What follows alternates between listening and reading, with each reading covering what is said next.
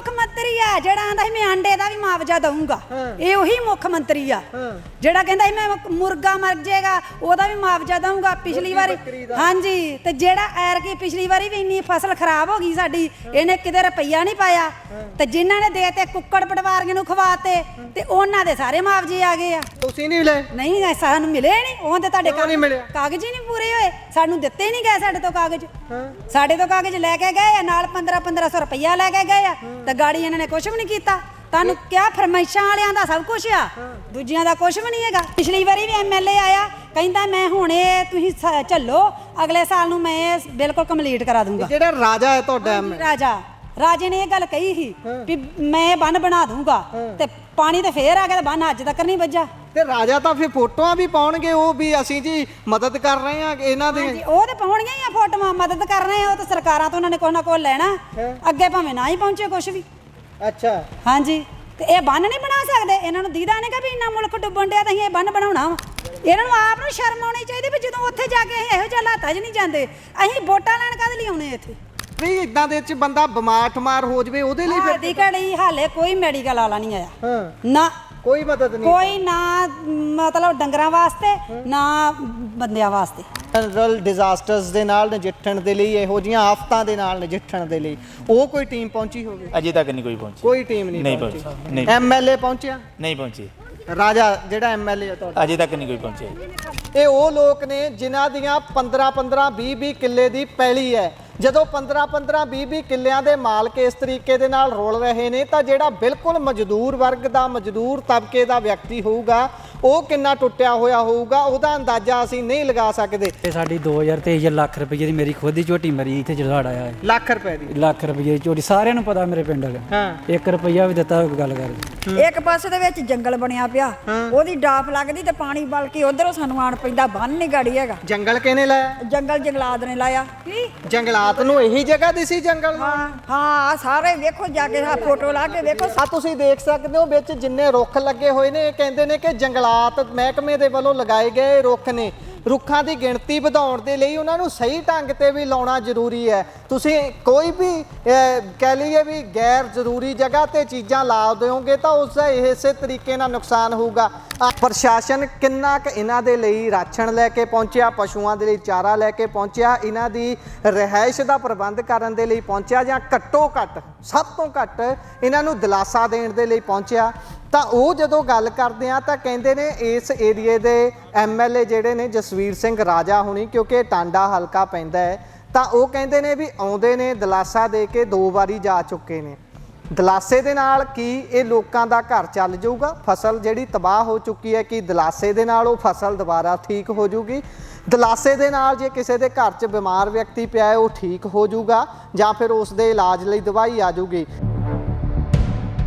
ਸੋ ਹੁਸ਼ਿਆਰਪੁਰ ਦੇ ਏਰੀਏ ਦੇ ਵਿੱਚ ਹੀ ਮੌਜੂਦ ਆ। ਮੇਰੇ ਪਿੱਛੇ ਤੁਸੀਂ ਦੇਖ ਸਕਦੇ ਹੋ ਕਿ ਲੋਕਾਂ ਨੇ ਆਪਣੇ ਪਸ਼ੂਆਂ ਨੂੰ ਪਾਣੀ ਚੋਂ ਕੱਢ ਕੇ ਇੱਕ ਬੰਨ ਦੇ ਉੱਪਰ ਲਿਆ ਕੇ ਰੱਖ ਲਿਆ ਹੈ, ਉਹਨਾਂ ਦਾ ਟਿਕਾਣਾ ਬਣਾ ਲਿਆ ਹੈ। ਪਿੱਛੇ ਇੱਕ ਵਾਰ ਮੈਂ ਚਾਹੂੰਗਾ ਕੈਮਰਾ ਮਾਰ ਕੇ ਦਿਖਾ ਦਿੱਤਾ ਜਾਵੇ, ਉਹ ਉੱਪਰ ਸੜਕ ਵਗ ਰਹੀ ਹੈ। ਇਹ ਬੰਨ ਦਾ ਰੂਪ 'ਚ ਹੀ ਕੰਮ ਕਰਦੀ ਹੈ, ਬੰਨ ਦਾ ਹੀ ਕੰਮ ਕਰਦੀ ਹੈ। ਇੱਧਰ ਮੇਰੇ ਬਿਲਕੁਲ ਖੱਬੇ ਹੱਥ ਤੁਸੀਂ ਦੇਖੋਗੇ, ਇੱਧਰ ਪੂਰਾ ਦਰਿਆ ਵਗ ਰਿਹਾ ਹੈ। ਇਹ ਸਾਰਾ ਦਰਿਆ ਦਾ ਏਰੀਆ, ਮੈਂ ਚਾਹੂੰਗਾ ਇੱਕ ਵਾਰੀ ਕੈਮਰਾਮੈਨ ਅੱਗੇ ਹੋ ਕੇ ਦਿਖਾ ਦੇਣ। ਇਹ ਦਰਿਆ ਦੀਆਂ ਤਸਵੀਰਾਂ ਨੇ, ਪਰ ਇੱਥੋਂ ਬੰਨ ਤਾਂ ਕਿਤੇ ਟੁੱਟਿਆ ਨਹੀਂ ਹੈ। ਇੱਕ ਵਾਰ ਦਿਖਾ ਦਈਏ।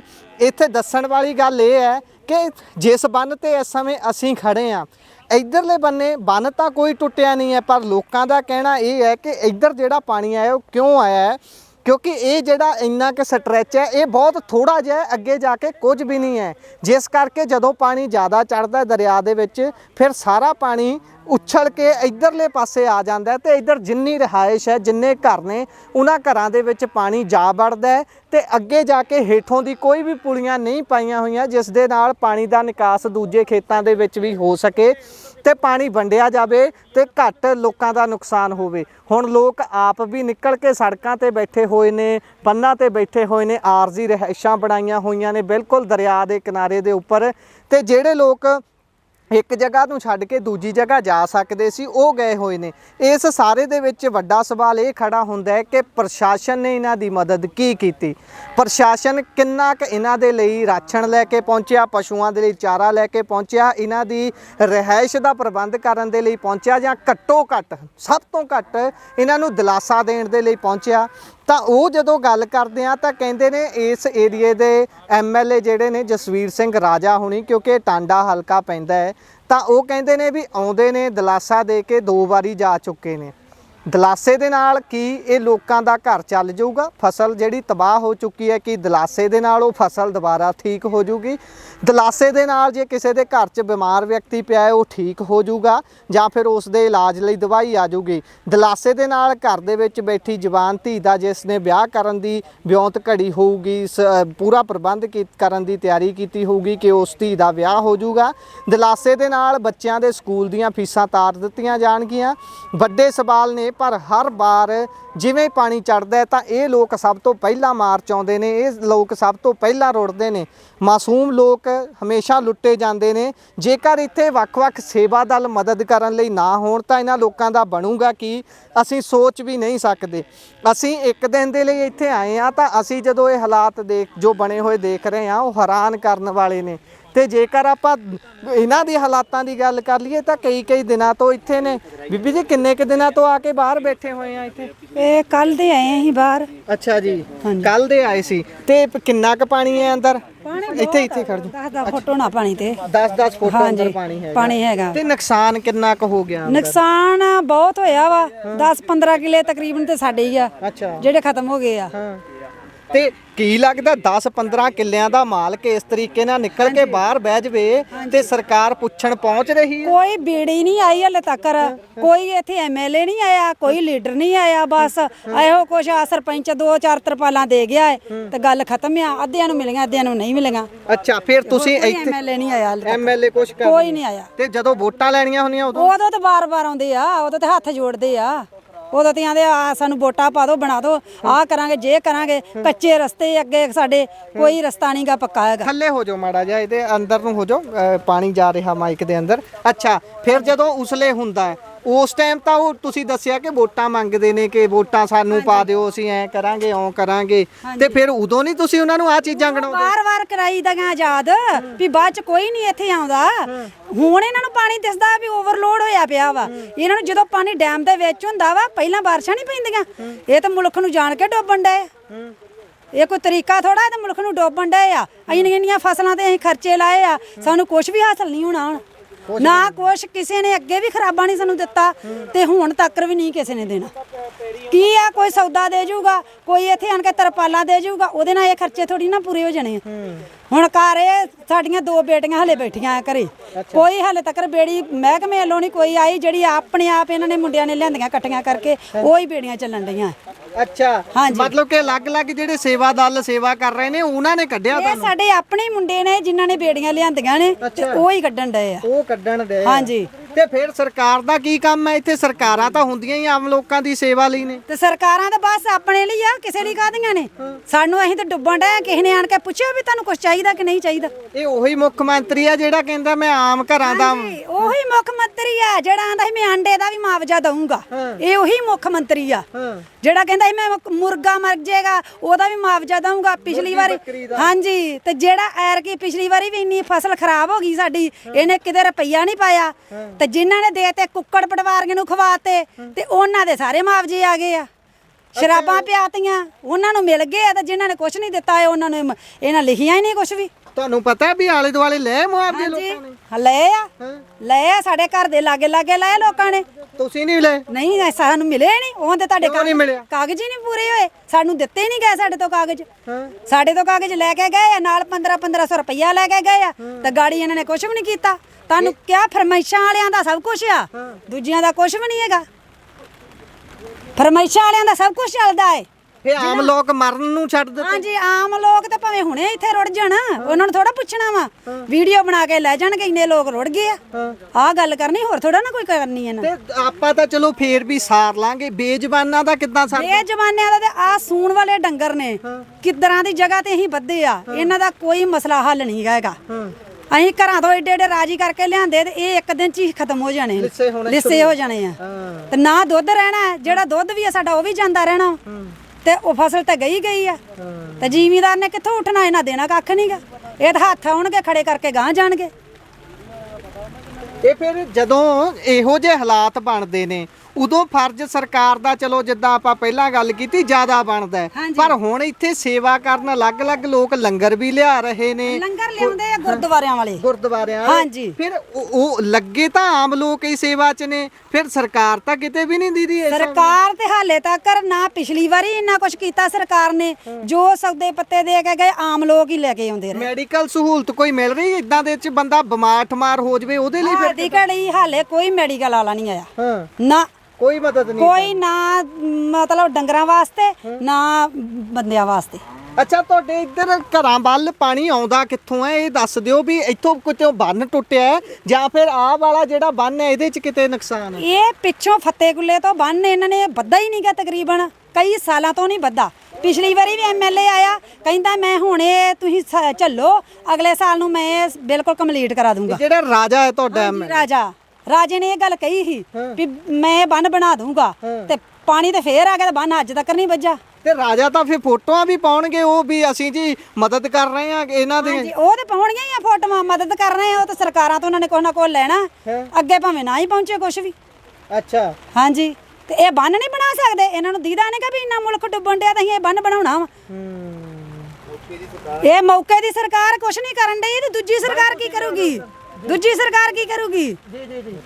ਜੀ ਹਾਂਜੀ, ਜਦੋਂ ਮੌਕੇ ਦੀ ਸਰਕਾਰ ਨੂੰ ਇਹ ਨਹੀਂ ਦੀਦਾ ਇੱਥੋਂ ਪਾਣੀ ਨਿਕਲਣਾ ਵਾ ਤੇ ਇਹ ਮੁਲਕ ਨੂੰ ਖਤਰਾ ਉਹਦੇ, ਇਹਦਾ ਅਸੀਂ ਪਹਿਲਾਂ ਇੰਤਜ਼ਾਮ ਕਰੀਏ। ਇਹ ਕੀ ਕਰਦੇ ਨੇ ਬੈਠੇ, ਆਉਂਦੇ ਆ ਗੇੜਾ, ਐਮਐਲਏ 5 ਦਿਨ ਪਹਿਲਾਂ ਆਇਆ ਵਾ, ਗੇੜਾ ਮਾਰ ਕੇ ਗਿਆ ਇੱਥੇ। ਤੇ 5 ਦਿਨ ਪਹਿਲਾਂ ਫਿਰ ਜਦੋਂ ਆਇਆ ਸੀ ਉਦੋਂ ਕੋਈ ਇੰਤਜ਼ਾਮ ਕਰਨ ਆਏ ਸੀ ਜਾਂ ਸਿਰਫ ਦੇਖਣ ਆਏ ਸੀ? ਦੇਖਣ ਆਇਆ ਸੀ ਵੀ ਡੁੱਬੇ ਜੇ ਕਿ ਰਹਿ ਗਏ ਜੀ ਹਲੇ।